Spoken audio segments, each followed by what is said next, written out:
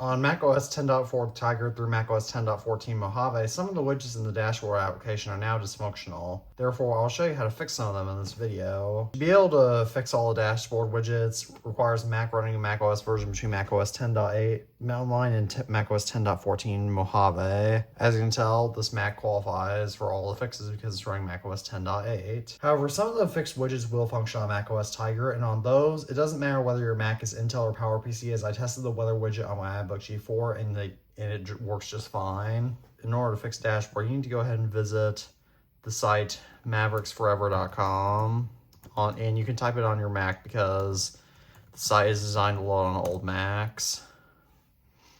And just go to the app library and you can go ahead and download all these fixed widgets that your heart desires, which I will go ahead and do. That's a new error I'm getting. And there are also some third-party widgets that you can go ahead and install. I haven't done that, but you can go ahead and do that if you desire. So right here, you need to navigate to where you download them, and you need to just go ahead and install them like so. I just go ahead and hit okay. If you're on a newer enough Mac, you need to go ahead and head into security and privacy and go ahead and allow apps from unidentified developers.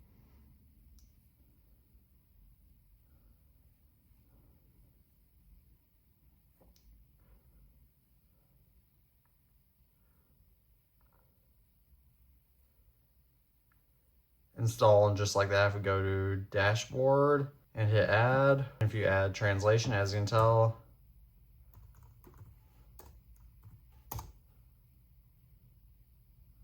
actually I've had, now granted I haven't had luck with all these, like the translation one I don't think I've ever gotten to work, but the ESPN one I know works. Now if we head back to dashboard and go ahead and hit add,